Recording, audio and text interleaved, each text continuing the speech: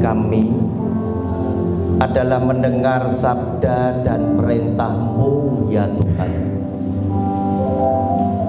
Karena kami tahu lewat sabda-Mu itu pula Tuhan menuntun kami berjalan di jalan yang benar, hingga kami boleh menjadi anak-anak Tuhan yang berkenan di hati Bapa. Oleh karena itu Tuhan, kami telah menyiapkan tanah hati kami yang paling subur, sehingga ketika firman-Mu menyapa setiap pribadi kami, firman-Mu tidak pernah kembali dengan sia-sia. Namun justru firman-Mu menjadi pelita yang menuntun setiap langkah kaki kami dan menjadi berkat yang luar biasa di dalam kehidupan setiap keluarga kami. Oleh karena itu Tuhan, berkenanlah di pagi yang indah Tuhan berbicara kepada setiap kami. Di dalam nama Tuhan Yesus kami percaya dan sudah berdoa. Haleluya. Amin. Saudara yang dikasihi oleh Tuhan, kita akan membaca dan merenungkan firman Tuhan dari Matius pasal yang ke-7 ayat 1 sampai dengan ayat yang ke-5.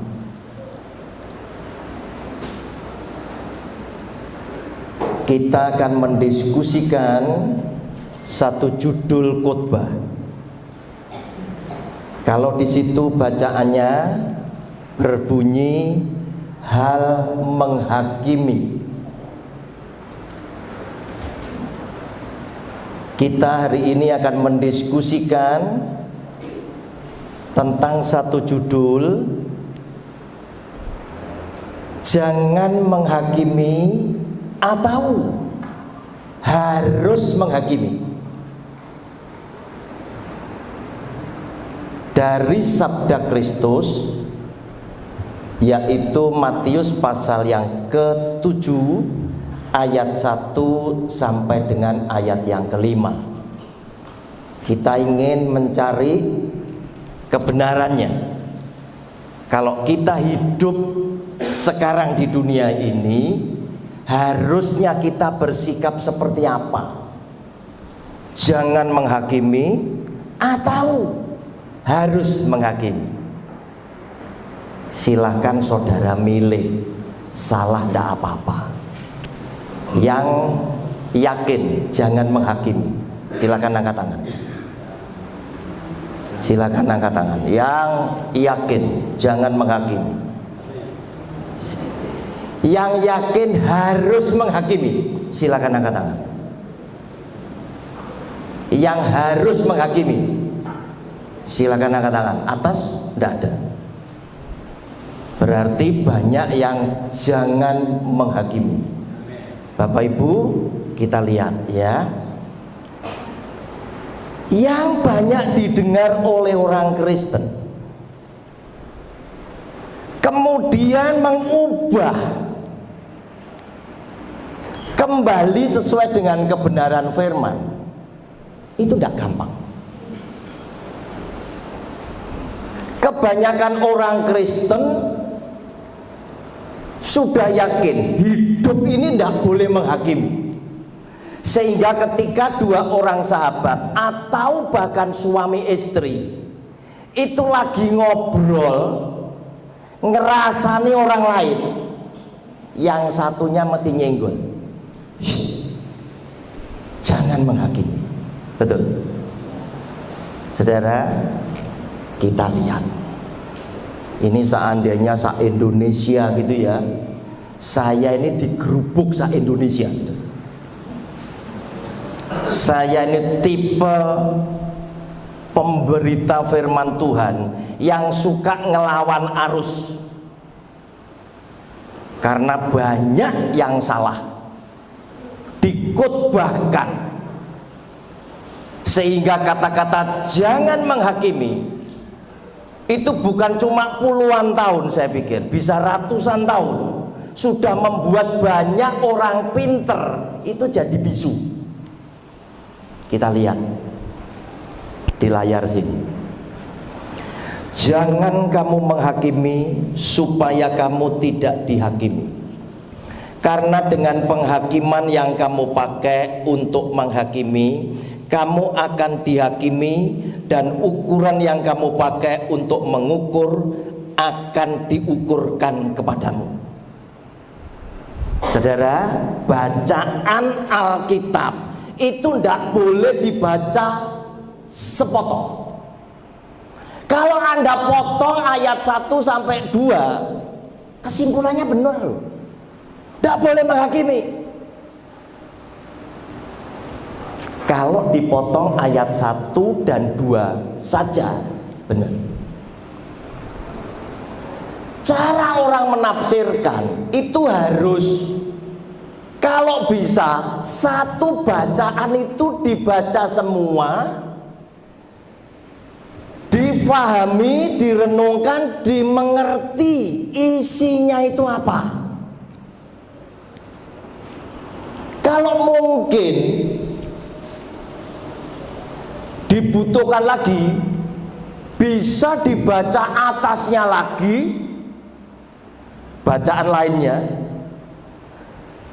sebelumnya maksudnya, atau dilanjutkan supaya paham.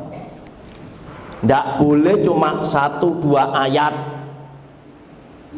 Oh, kalimatnya seperti itu, terus kemudian disimpulkan. Bunyinya kalimat kan seperti itu toh. Terus dipegang sekaligus sebagai kesimpulan. Kita menafsirkan berdasarkan bunyi kalimatnya dan isi ceritanya.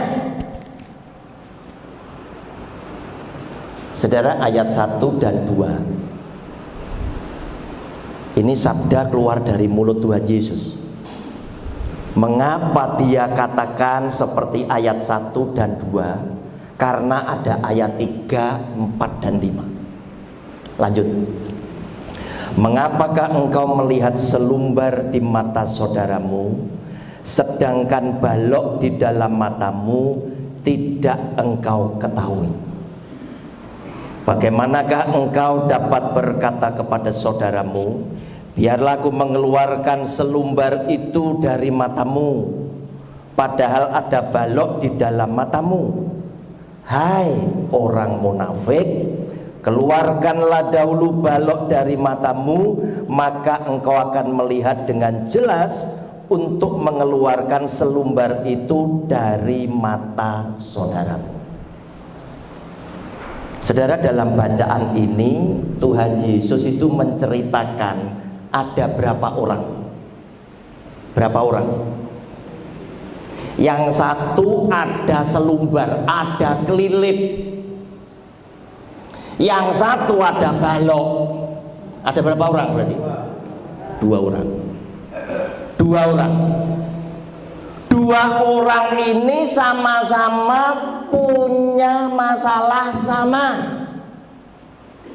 cuma beda ukuran. Yang satu kelilipen, sing sitok keganjel, kan gitu ya. Betul ya? Yang satu kelilipen, yang satu keganjel balok. Atau saya sederhanakan, dua-duanya itu pelaku dosa. Yang satu dosa cilik, yang satu dosa gede. Atau mungkin contohnya, dulu pernah terjadi di kota saya, kota Kediri. Ada orang mencuri semangka, ditangkap, disidangkan. Pencuri ini bilang, yang mulia saya mencuri semangka itu karena lapar. Cilik.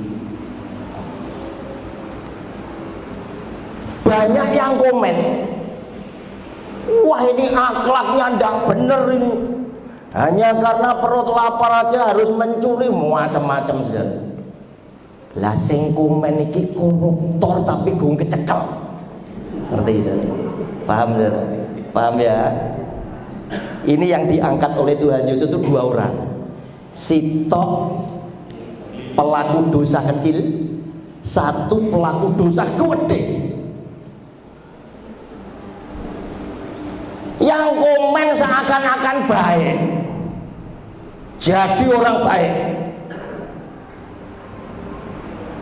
wajar jadi hakim. Ini yang justru juga pelaku dosa yang sama dengan ukuran yang lebih besar. Dikatain oleh Tuhan Yesus di ayat 5. Hai orang munafik, kenapa? Dosane podo, sama-sama pelaku dosa, bahkan dia itu lebih besar. Keluarkanlah dahulu balok dari matamu, maka engkau akan melihat dengan jelas untuk mengeluarkan selumbar itu dari mata saudaramu. Sehingga kesimpulan kita apa? Ayat 1 dan ayat 2. Yesus yang adalah Tuhan kita ingin ngomong kepada saudara dan saya, jika Anda hidupnya masih serong kiri serong kanan, masih banyak melakukan dosa macam-macam, belum lurus dengan firman Allah, belum bisa hidup benar dan kudus, ojo kakean cangkem.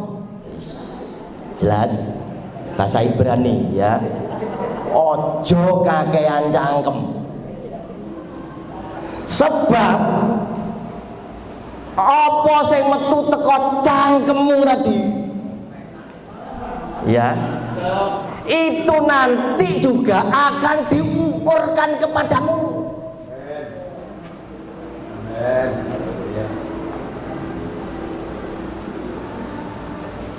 Katakan kepada korupsi, jangan. Paham ya? Kecekel kabeh. Itu kan diiklankan untuk menunjukkan bahwa mereka adalah orang bersih. Cak Londong bilang, kalau belum ketangkap, ijik jenenge pejabat, nek wis kecekel lagi jadi koruptor.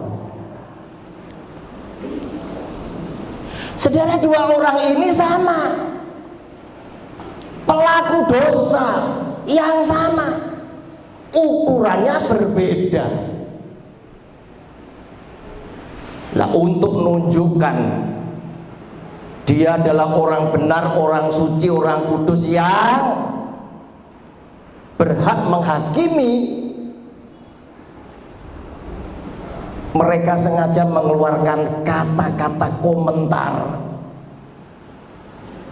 yang seakan-akan mereka adalah orang yang suci, orang yang kudus, dan yang satunya tadi, ada selumbar tadi, adalah orang yang harus dihukum. Nah, saudara yang dikasihi oleh Tuhan,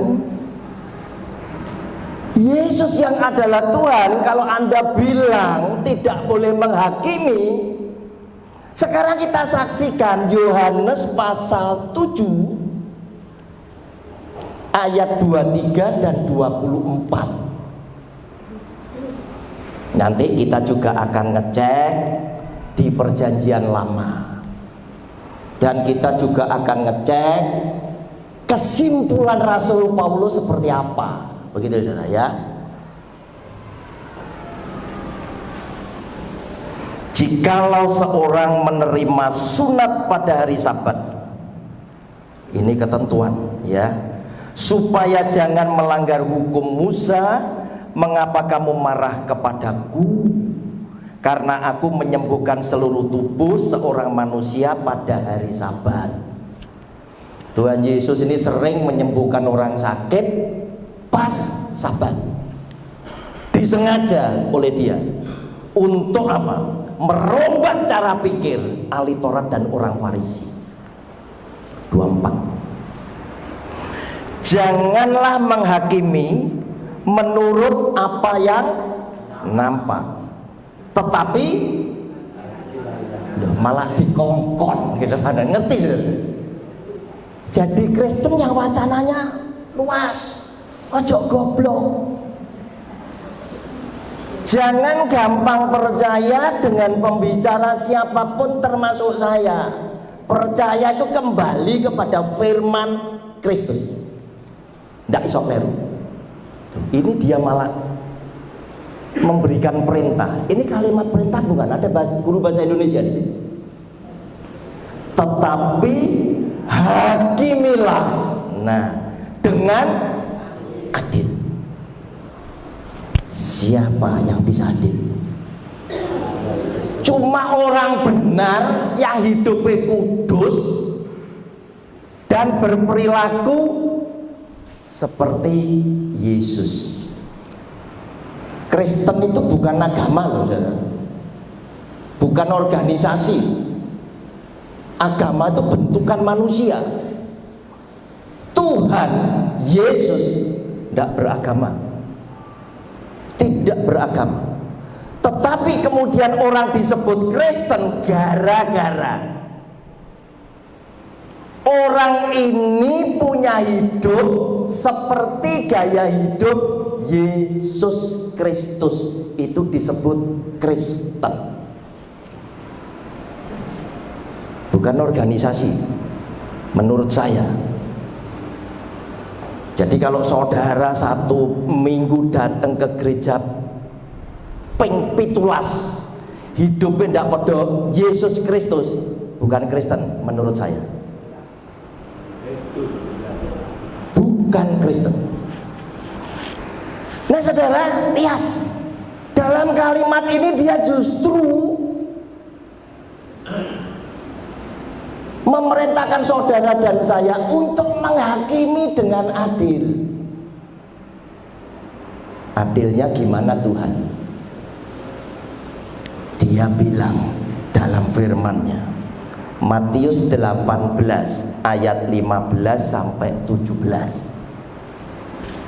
Saudara lihat, Matius 18 ayat 15 sampai 17.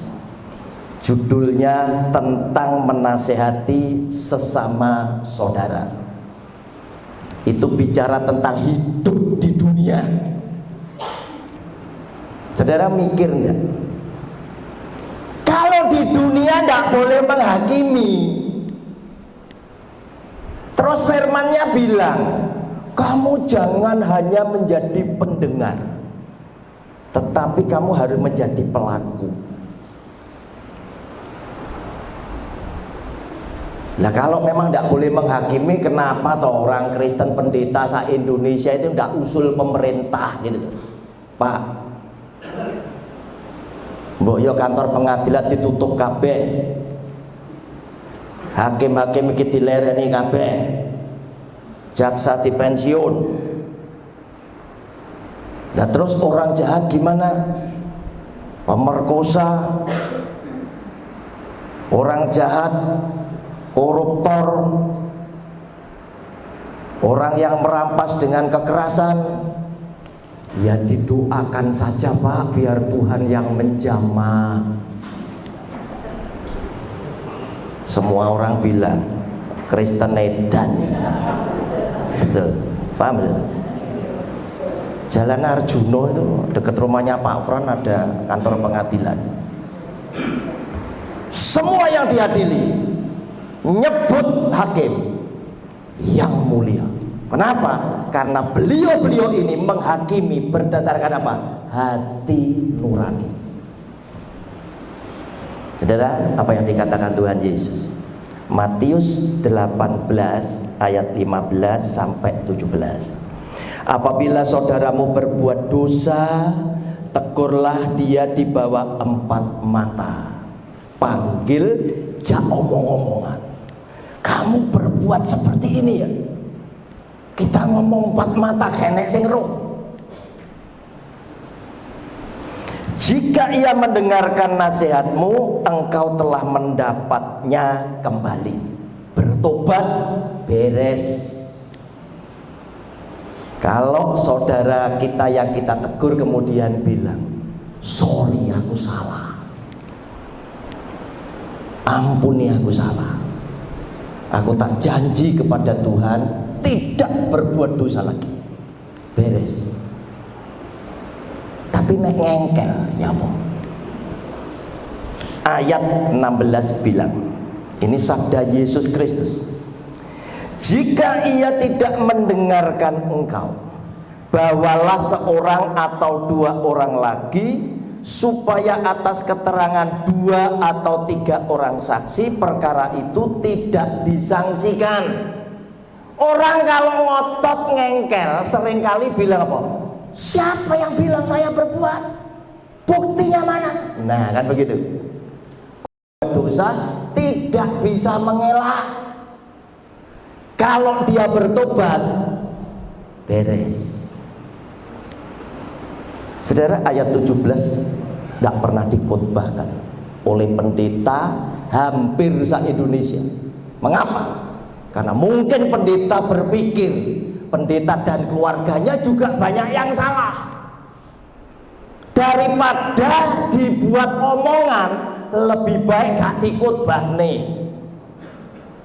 Makanya khotbah yang salah jangan menghakimi. Jadi jimatnya para pendeta, majelis, dan aktivis Kristen yang suka ngomong kasih dan lain sebagainya, yang kakean cangkem itu tadi,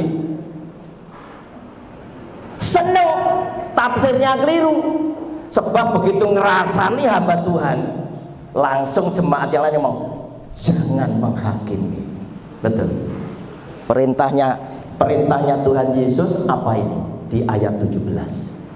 Jika ia tidak mau mendengarkan mereka, wis digawakne saksi 2-3 orang, sampaikanlah soalnya kepada kongkon ngewer-ngewer. Nah, ya. Ini Tuhan Yesus, jangan protes ke saya cuma penyambung lidah. Saya cuma nunjukkan ini. Kalau Anda Kristen, Anda ngikut dia, pasti. Tapi kalau Anda Kristen organisasi, Anda melok gerejamu, Anda melok pendetamu. Saudara, dia bilang, jika ia tidak mau mendengarkan mereka, sampaikanlah soalnya kepada jemaat. Dan jika ia tidak mau juga mendengarkan jemaat, ijib ngengkel, pandanglah dia sebagai seorang yang tidak mengenal Allah atau seorang pemungut cukai. Ini perintah Tuhan Yesus. Nah saudara, sekarang saya mau ngajak saudara rundingan. Ini sudah beres ya, Tuhan Yesus jelas nyuruh apa? Menghakimi. Siapa yang disuruh menghakimi? Orang yang hidupnya benar dan kudus, yang gaya hidupnya seperti Kristus, jadi hakim untuk dunia. Wes hapusen itu pandangan sing salah. Iku cuma ngenakne pendetamu. Kalau dia berbuat salah, jemaat ngelene, jangan menghakimi, jangan menjamah orang yang diurapi Allah, kan begitu. Tidak berlaku. Inilah ayatnya. Nah saudara, sekarang saya mau rundingan dulu, cocokkan dengan saudara. Saya punya kesimpulan bahwa Tuhannya kita di perjanjian lama, Alkitab kita ini kan ada sekate. Yang hitam perjanjian lama, yang merah perjanjian baru. Saya berkesimpulan Tuhan kita di perjanjian lama dan perjanjian baru itu sama, sing ngomong sama. Sehingga firman di perjanjian lama tidak mungkin bertolak belakang dengan perjanjian baru. Keduanya saling berhubungan, saling mendukung. Saudara setuju enggak ini? Setuju ya? Terus saya punya kesimpulan. Sebetulnya firman Tuhan itu datang duluan. Firmannya datang duluan. Jangan berzina, jangan mencuri, jangan membunuh. Baru orang berusaha untuk tidak melakukan hal tersebut, sebab kalau saya melakukan hal tersebut saya berdosa. Firmannya dulu, baru manusia melakukan. Kita lihat Bilangan pasal 18 ayat 1.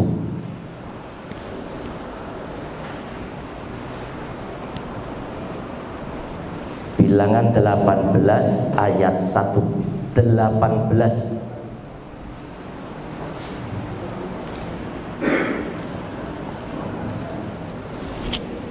Nah, Tuhan berfirman kepada Harun. Harun ini imam yang diangkat oleh Tuhan pertama kali, kakak kandungnya Musa.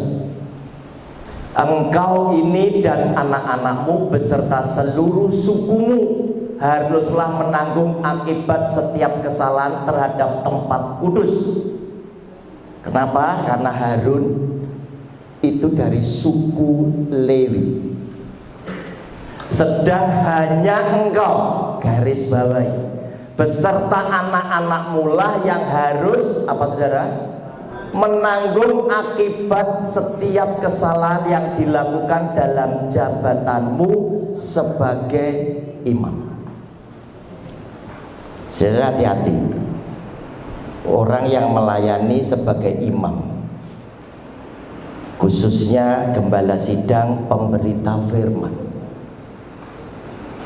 Anda adalah orang yang paling dituntut oleh Tuhan kalau Anda nyampe nih ajaran keliru.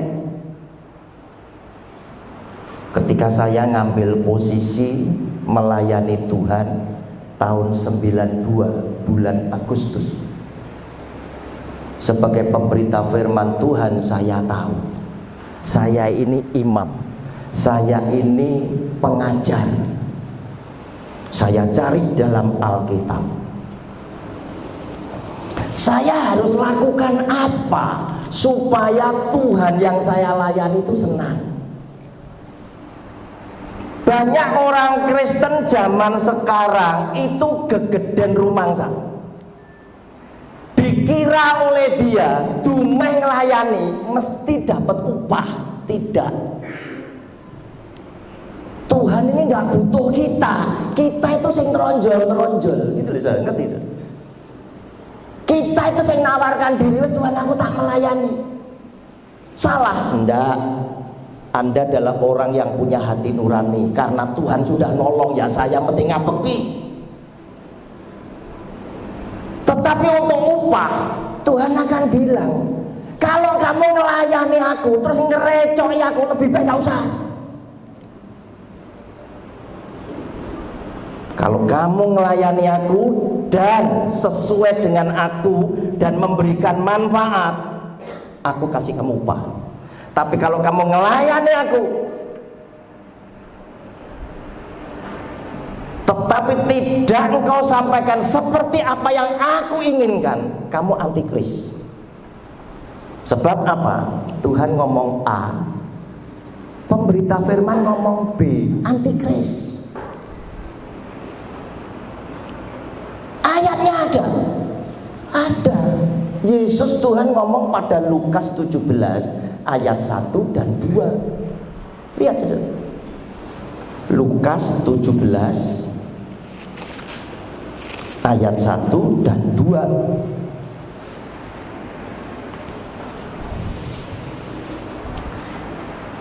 Yesus berkata kepada murid-muridnya, tidak mungkin tidak akan ada penyesatan, tetapi celakalah orang yang mengadakannya. Adalah lebih baik baginya, bagi penyesat tadi, Jika sebuah batu kilangan diikatkan pada lehernya, lalu ia dilemparkan ke dalam laut, daripada menyesatkan salah satu dari orang-orang yang lemah ini. Saudara, hati-hati.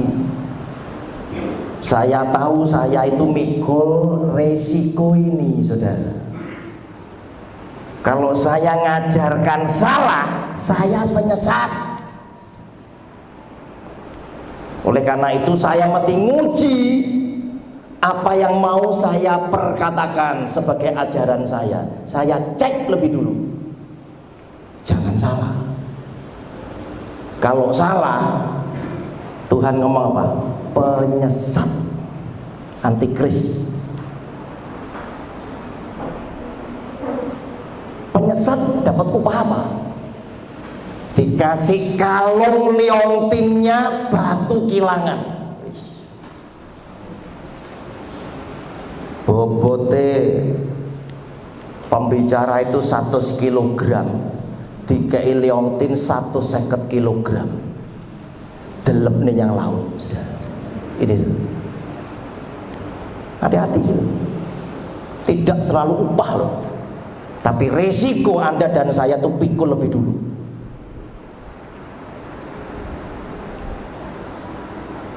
Nah saudara, Ulangan pasal 16 ayat 18 sampai 20. Ulangan 16 ayat 18 sampai 20.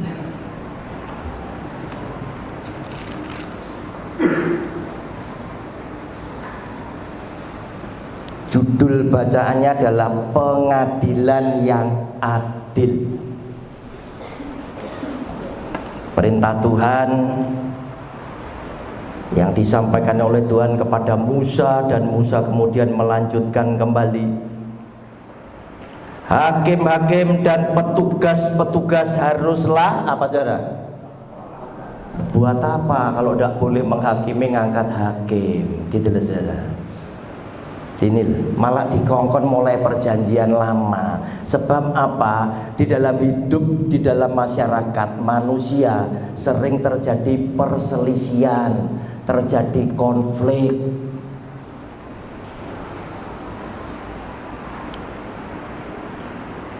Hakim-hakim dan petugas-petugas haruslah kau angkat di segala tempat yang diberikan Tuhan Allahmu kepadamu menurut suku-sukumu. Mereka harus menghakimi bangsa itu dengan pengadilan yang adil.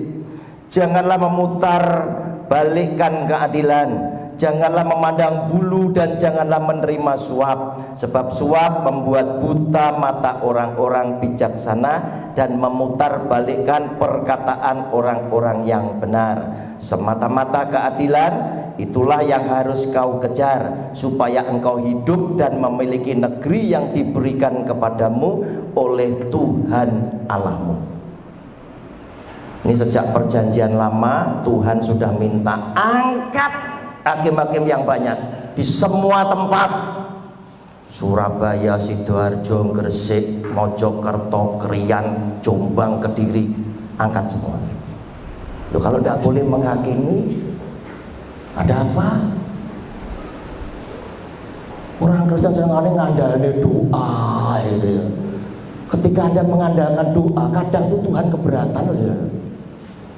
Tadi ada pujian apa? Doa kita tidak selalu dikabulkan. Begitu balik ke Tuhan, Tuhan keberatan. Loh, kok malah saku ngongkon aku tuh, malah mbok kene aku. Garapen dhewe. Malah mbok balekne. Nah, saudara yang dikasih oleh Tuhan, oleh karena itu Hakim-hakim pasal yang ketiga ayat yang ke-10, ada orang yang namanya Otnil. Dia ini adalah hakim yang pertama. Hakim-hakim pasal 3 ayat 10.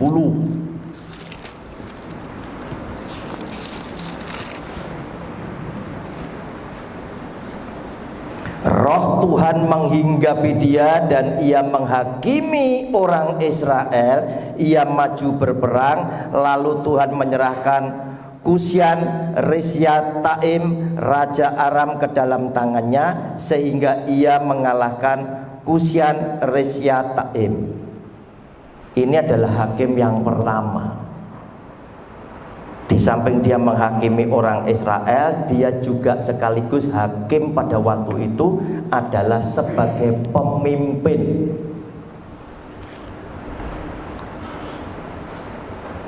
Hakim-hakim ini terakhirnya adalah Samuel. Kenapa Samuel yang terakhir? Karena selanjutnya anaknya jadi hakim itu korupsi. Begitu saudara. Israel kemudian protes, Tuhan, kami mau minta seorang raja supaya kami sama dengan bangsa lain. Saudara, kemudian 1 Raja-Raja pasal yang ketiga ayat yang ke-9. Orang yang penuh dengan hikmat Allah. 1 Raja-Raja pasal 3 ayat ke-9. Maka Salomo berdoa, maka berikanlah kepada hambamu ini hati yang faham menimbang perkara untuk menghakimi umatmu, dengan dapat membedakan antara yang baik dan yang jahat. Sebab siapakah yang sanggup menghakimi umatmu yang sangat besar ini? Saudara mulai melek enggak? Mulai ngelihat satu wacana baru enggak? Bahwa Tuhan itu sebetulnya mendorong saudara dan saya hidup benar dan kudus seperti Kristus, supaya kamu jadi hakim. Yang gak berani ngomong itu adalah sebuah kesaksian Anda masih banyak dosa, gak oleh kakean cangkem, ya. Tapi kalau Anda tidak pernah serong ke kiri, serong ke kanan, Anda harus ngomong ketika ada orang yang berbuat salah, supaya orang yang salah diselamatkan. Dan Tuhan bilang, kalau orang ini tidak kamu kasih tahu atas dosanya, kemudian orang ini mati, maka aku Tuhan nuntut nyawa orang ini kepada kamu yang ngerti. Pernah baca itu enggak? Nah saudara, bukan kita mau sombong rohani, enggak, tetapi kita menjalankan perintah Tuhan semata-mata, lainnya enggak ada. Nah kemudian kita berpikir, kalau begitu maksudnya apa di dalam Alkitab? Jangan menghakimi itu ditulis begitu banyak. Tadi saya bilang apa? Anda menafsirkan firman Allah itu harus ngerti isinya secara keseluruhan, bukan semata-mata bunyi kalimatnya. Kita lihat sekarang 1 Korintus pasal 4 ayat 5. Ini mulai Rasul menyimpulkan, ya, dawuhnya Gusti Yesus sabda Kristus oleh Rasul itu mulai disimpulkan untuk membuat saudara dan saya itu mudah. 1 Korintus pasal 4 ayat yang ke-5. Saudara nanti boleh baca ayat yang di atasnya ya, sebelumnya ya, karena ayatnya banyak. Ini saya bacakan yang penting-penting. Karena itu janganlah menghakimi sebelum waktunya, yaitu sebelum Tuhan datang. Ia akan menerangi juga apa yang tersembunyi dalam kegelapan, dan ia akan memperlihatkan apa yang direncanakan di dalam hati. Maka tiap-tiap orang akan menerima pujian dari Allah. Berarti dari satu ayat ini kita tidak boleh menghakimi itu soal apa toh? Soal keselamatan dalam hidup kekal, itu urusanku. Hanya ada satu hakim, hanya ada satu juru selamat, yaitu Dia yang punya hukum. Yang lainnya tidak usah melok-melok.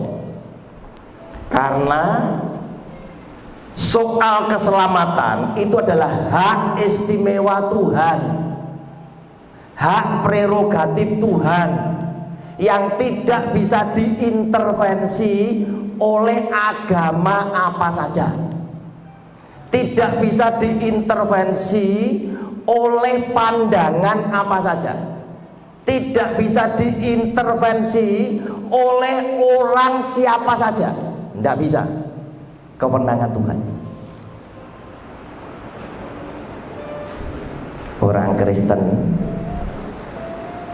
itu suka kalau orang di luar sana itu modal kami, tidak selamat kami. Sehingga saya banyak ngelihat sebetulnya orang Kristen itu suruh mengasihi sesama itu sulit, saudara. Soal keselamatan surga gak melok duwe. Itu kalau ada orang lain diselamatnya Yesus Kristus Tuhan, sepertinya orang Kristen tidak terima, saudara.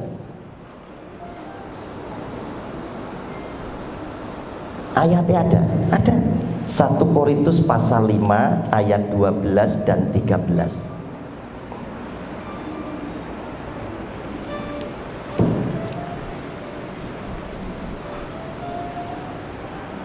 Satu Korintus pasal 5 ayat 12 dan 13.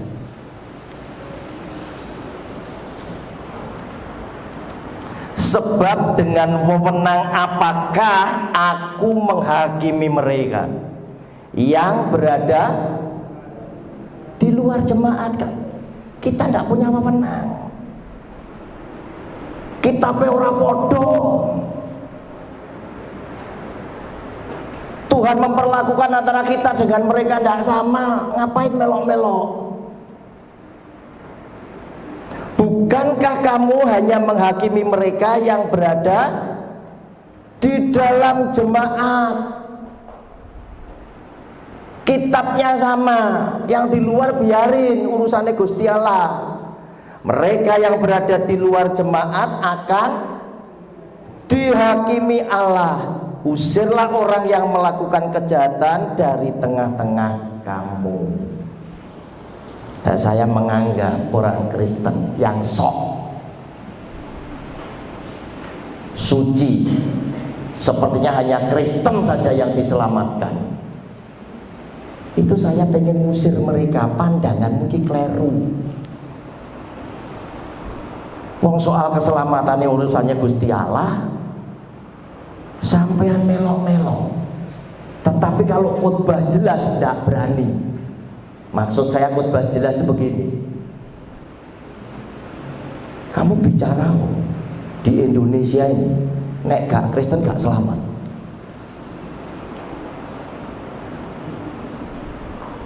Itu akan menunjukkan betapa kerdil, betapa sempit pemikiran orang yang bicara seperti itu.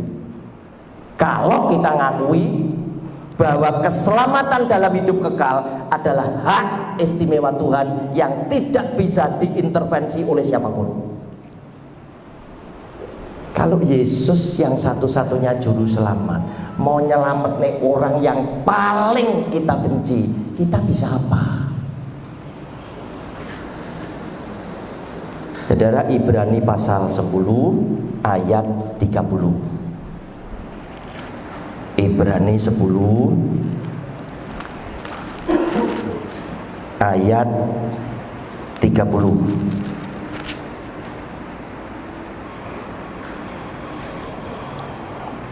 Sebab nanti wajib Anda baca ayat sebelumnya ya. Sebab kita mengenal Dia yang berkata, dianya huruf besar, pembalasan adalah hakku, akulah yang akan menuntut pembalasan. Dan lagi Tuhan akan menghakimi umatnya. Nah saudara, yang sedang kita baca ini adalah menjurus kepada apa? Keselamatan hidup kekal. Makanya selalu bilang jangan menghakimi urusanku. Itu bicara tentang ini. Yakobus pasal 4 ayat 12 ayat 11. Hati-hati saudara, ketika saya menyampaikan kebenaran, tidak semua pembicara yang dulu telah menanamkan ajaran salah, atau yang sekarang melanjutkan ajaran salah itu senang dengan saya. Tidak.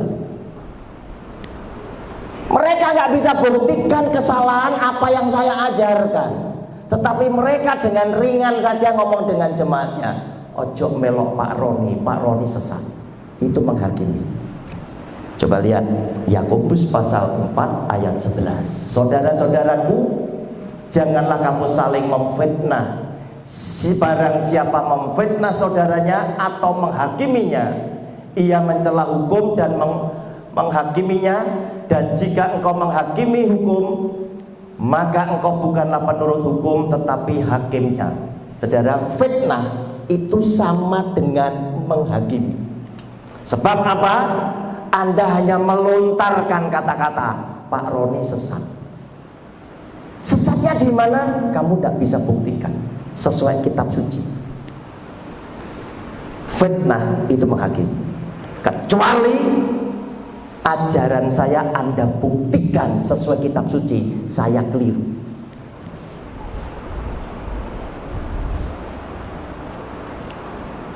Satu Petrus pasal 4 ayat yang kelima. 1 Petrus pasal 4 ayat yang kelima.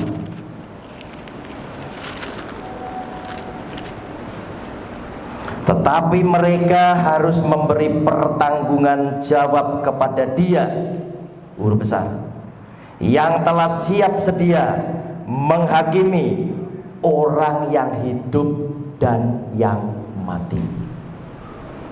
Saudara, semua ayat yang kita pelajari ini belakangan ini tidak boleh menghakimi. Itu perihalnya adalah hidup kekal. Tentang keselamatan dalam hidup kekal, tidak usah melok-melok, urusan Tuhan. Terus gimana dengan hidup di dunia ini? Penutup khotbah saya supaya Anda yakin, tadi Tuhan Yesus ternyata juga perintahkan untuk saudara menghakimi. Kalau kamu adalah orang yang benar dan kudus hidupnya dan memiliki gaya hidup seperti Kristus, Anda hakim. Rasul Paulus menyimpulkan 1 Korintus pasal 6 mulai ayat 1 sampai dengan ayat 6.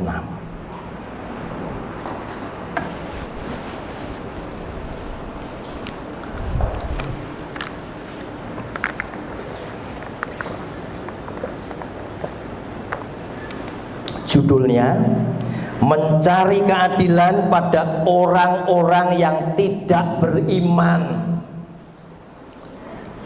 Orang beriman, orang Kristen berselisih,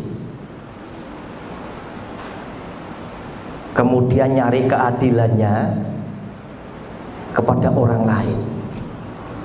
Apakah ada seorang di antara kamu yang jika berselisih dengan orang lain berani mencari keadilan pada orang-orang yang tidak benar dan bukan pada orang-orang kudus? Harusnya kan cari orang kudus jadi penengah. Atau tidak tahukah kamu bahwa orang-orang kudus akan menghakimi apa saudara? Dunia yang Anda hakimi. Kalau kamu benar dan kudus, dunia itu diserahkan kepada saudara dan saya untuk dihakimi.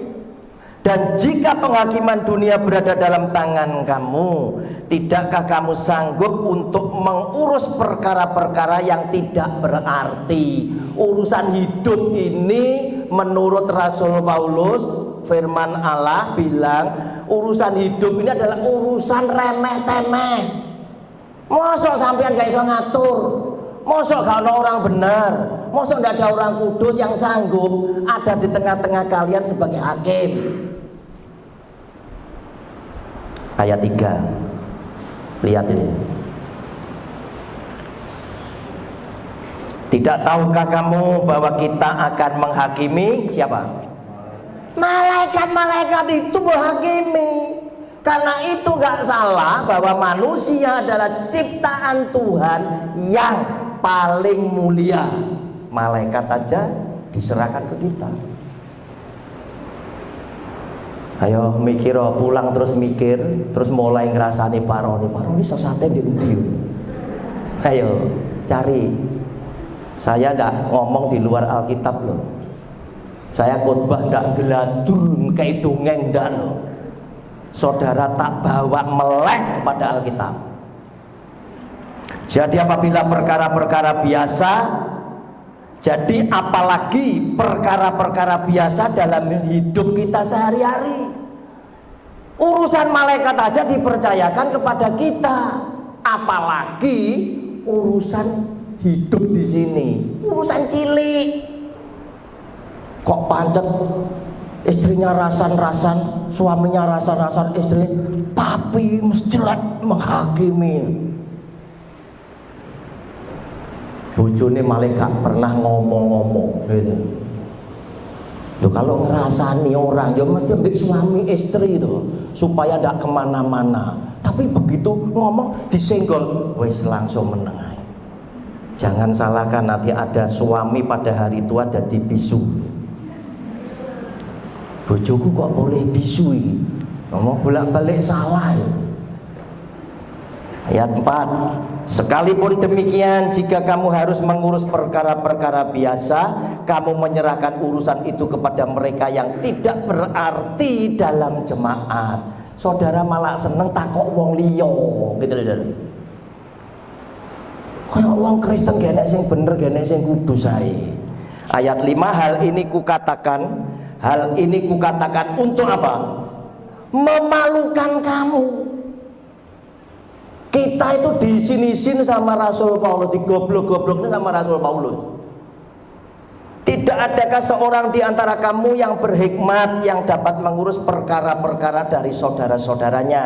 Adakah saudara yang satu mencari keadilan terhadap saudara yang lain dan justru pada orang-orang yang tidak percaya? Saudara bawa pulang diskusi kita hari ini, ubah cara hidupmu, dan mulai hari ini jangan mudah percaya dengan pembicara siapapun, termasuk saya. Tetapi Anda wajib belajar mandiri tentang isi hati Tuhan, kitab suci, supaya Anda tidak disesatkan. Tuhan Yesus memberkati kita semuanya. Beri kemuliaan buat nama Tuhan. Amin.